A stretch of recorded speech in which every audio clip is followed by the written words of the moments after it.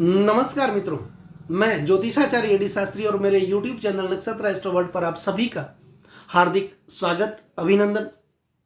मित्रों, यदि आप मेरे चैनल पर नए हैं या फिर आपने मेरे चैनल को सब्सक्राइब नहीं किया तो पहले आप चैनल को सब्सक्राइब कर लें, बेल आइकन बटन पर क्लिक जरूर करें ताकि मेरे आने वाले नए नए वीडियो के नोटिफिकेशन आप लोगों तक पहुंच सके और हो सके तो वीडियो को ज़्यादा से ज़्यादा शेयर करने की कोशिश करें। मित्रों, आज का ये जो वीडियो है विशेष तौर पर तुला राशि वाले जातकों के लिए। तो तुला राशि वाले सभी जातकों को मेरी तरफ से नए वर्ष की हार्दिक शुभकामनाएं। मित्रों, ये जो वर्ष फल है, ये जो राशि फल है, ये आपकी चंद्र राशि पर आधारित है। तो 2023 में तुला राशि वाले जातकों के लिए क्या क्या बदलाव होने वाले।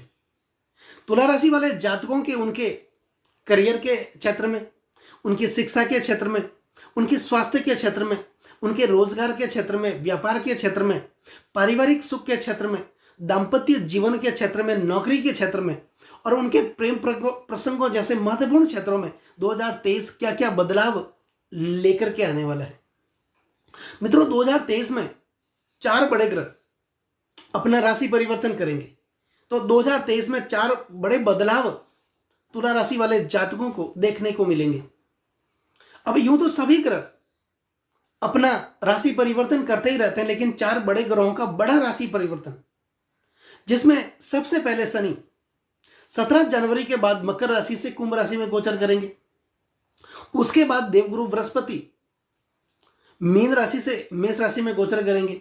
उसके बाद राहु 30 अक्टूबर को मेष राशि से मीन राशि में गोचर करेंगे और 30 अक्टूबर को केतु कन्या राशि में गोचर करेंगे। इन 4 बड़े ग्रहों का राशि परिवर्तन 2023 में तुला राशि वाले जातकों के लिए अत्यंत शुभ समय लेकर के आ रहे हैं, क्योंकि शनि एक राशि में लगभग 2.5 साल तक रुकते हैं और शनि को अपनी 12 राशियों का भोग करने में लगभग 30 वर्ष का समय लगता है। शनि के बारे में अक्सर ये कहा जाता है कि शनि की गति सबसे मंद है। हमारे सौर परिवार में सबसे मंद गति वाले जो ग्रह हैं वो शनि है।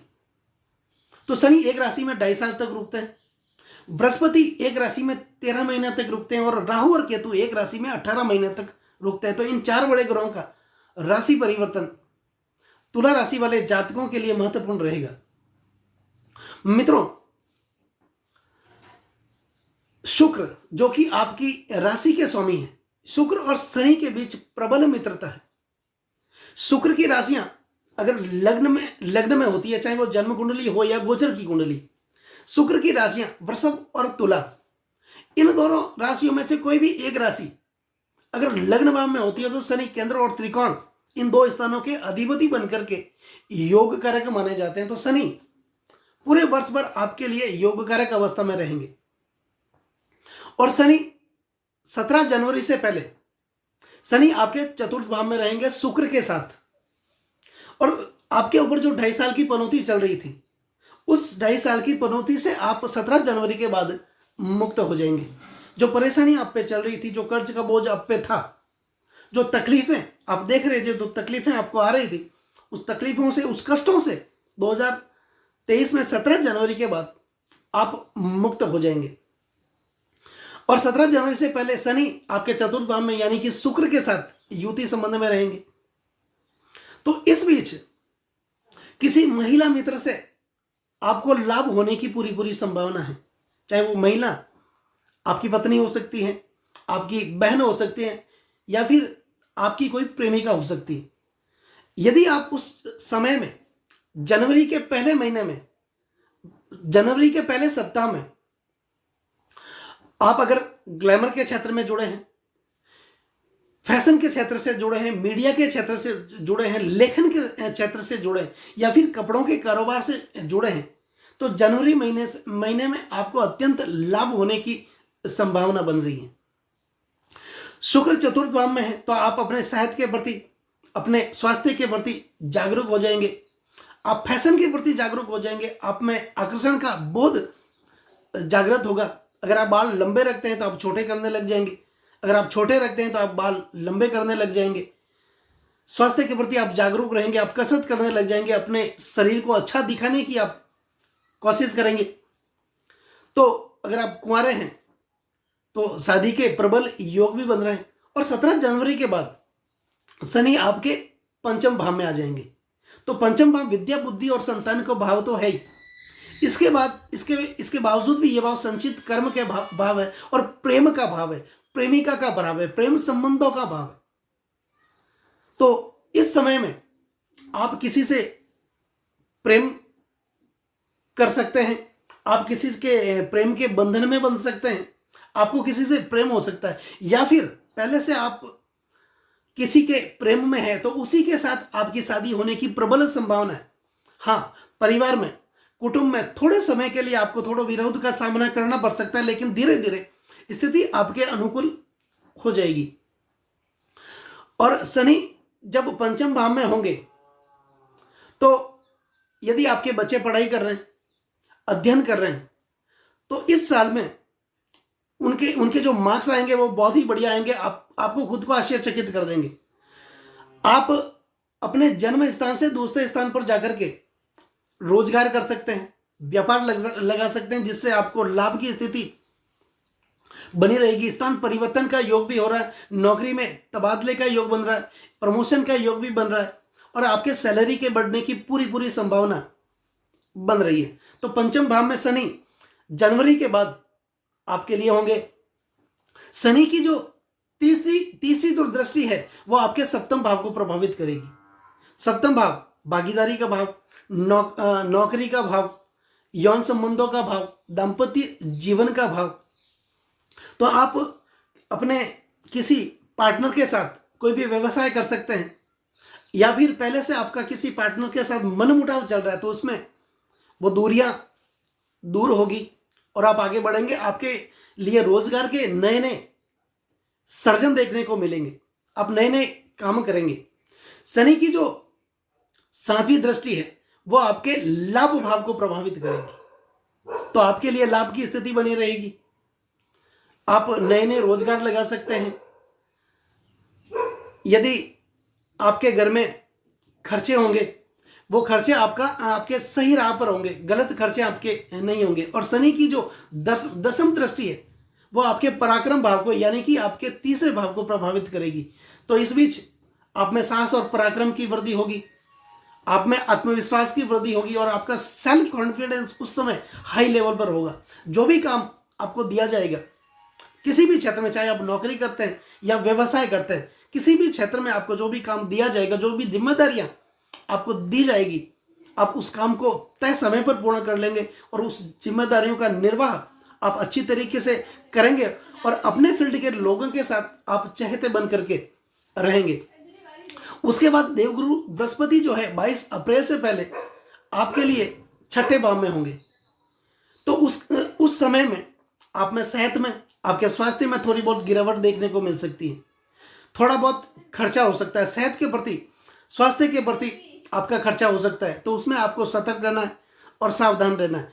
22 अप्रैल के बाद बृहस्पति आपके सप्तम भाव में गोचर कर जाएंगे और सप्तम बृहस्पति की पूर्ण दृष्टि आपके लग्न भाव यानी कि आपकी राशि पर रहेगी। तो सप्तम भाव विवाह का भाव है।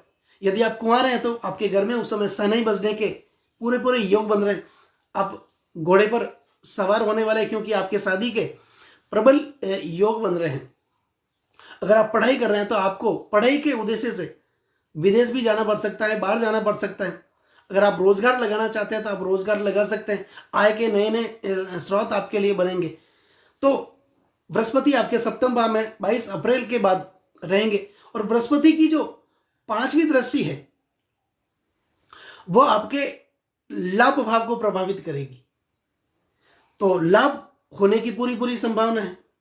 आप अपने भागीदार के साथ कोई नया काम कर सकते हैं।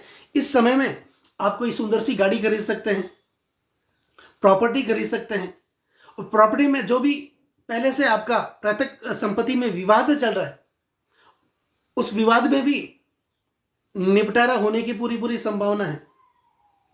बृहस्पति की जो 9वीं दृष्टि है वो आपके तृतीय भाव यानी कि आपके सहज और सुहज भाव को प्रभावित कर रही है। तो उस समय में भी आपके साहस और पराक्रम में पूरी वृद्धि देखने को मिलेगी। आप आगे बढ़ेंगे। लाभ के अवसर, नए नए अवसर आपके लिए पैदा होंगे। मंगल फरवरी के पहले सप्ताह में शुक्र मकर राशि में चतुर्थ भाव में रहेंगे। तो आपके लिए प्रेम की स्थिति बनी रहेगी। आप पति पत्नी, अगर आप शादीशुदा है तो घूमने फिरने की कोई योजना भी आप बना सकते हैं। महिला मित्र से आपको फायदा होने की पूरी पूरी संभावना बन रही है। और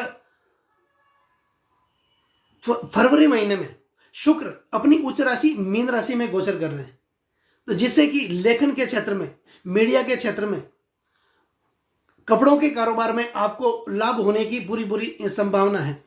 और फरवरी के एंड में यह आपको ध्यान रखने की जरूरत है कि शुक्र के साथ राहु की युति भी बन रही है, और राहु जो है वो अनैतिक कर्म करवाते हैं। दूषित राहु जब गोचर की कुंडली में होते हैं वो अनैतिक कर्म करवाते हैं, आदमी को जल्दबाजी करने के लिए उकसाते हैं।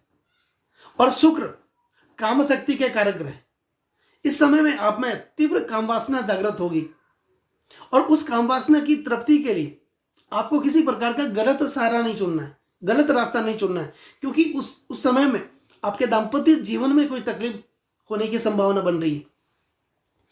और अगर आप व्यापार करते हैं या फिर आप नौकरी करते हैं तो फिर 14 अप्रैल से लेके 15 मई तक का जो समय है वो आपके लिए अत्यंत महत्वपूर्ण रहने वाला है।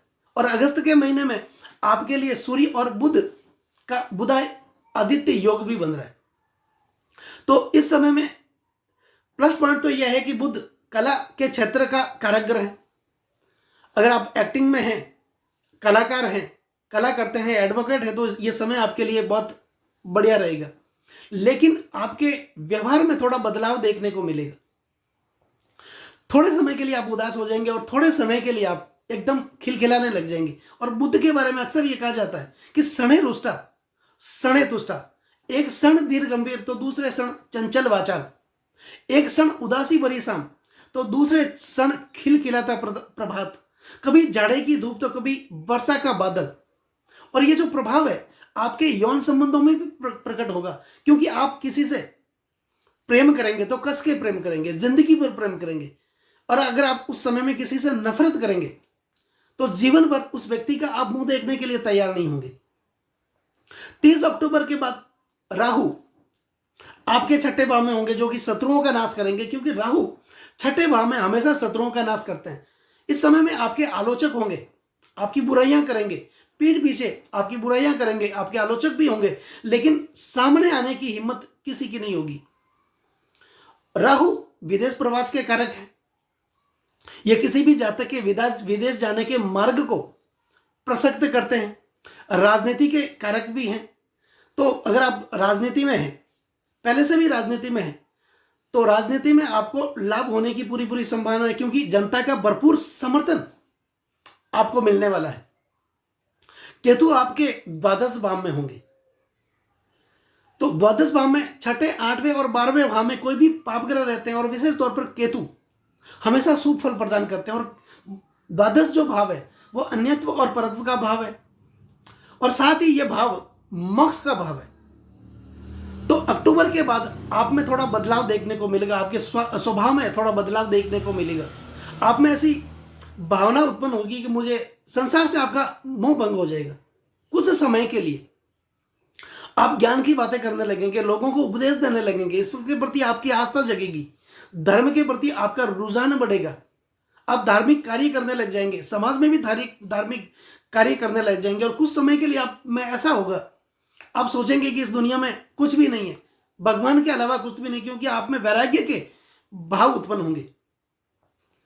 मित्रों, इस दुनिया में ग्रस्त जीवन जीने वाले लोगों का जो तबका है वो बहुत बड़ा है, और उस पर यदि राहु और केतु जैसे ग्रहों की छाया पड़ जाए तो फिर अनर्थ, मुश्किल, परेशानी। क्योंकि केतु जो है वो वैराग्य के ग्रह, संसार के सुख को हरने वाले, संसार के आकर्षण को खत्म करने वाले। और राहु और केतु के बारे में अक्सर कहा जाता है कि राहु घर का मेन दरवाजा है तो केतु पीछे का दरवाजा है। राहु आगमन है तो केतु प्रस्थान है।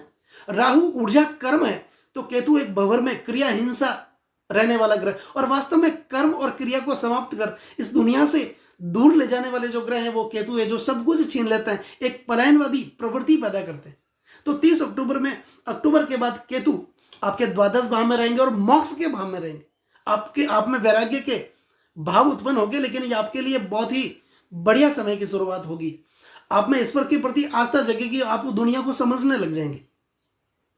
तो मित्रों, शनि के बारे में, क्योंकि आपकी राशि के स्वामी शुक्र है, उनके प्रबल मित्र ग्रह, शनि के प्रभाव को बढ़ाने के लिए, शनि की कृपा दृष्टि को और ज्यादा प्राप्त करने के लिए शनि से संबंधित आपको दान पुण्य करने चाहिए। शनि का जो नीलम रत्न है वो आपको धारण करना चाहिए। शनि के 20 मंत्रों का जाप करना चाहिए। शनि के पौराणिक मंत्रों का आपको जाप करना चाहिए। और 2023 में नियमित शनिवार के दिन शनि मंदिर में जाकर के भगवान शनि के नियमित आपको दर्शन करने हैं। तो हो सकता है भगवान शनि की आपके ऊपर कृपा हमेशा बनी रहे और आप आगे बढ़े, दिन दुगनी और रात चौगुनी आप तरक्की करें। तो मित्रों, अगर ये वीडियो आपको पसंद आया तो वीडियो को ज्यादा से ज्यादा शेयर करने की कोशिश करें और सब्सक्राइब जरूर करें। नमस्कार मित्रों।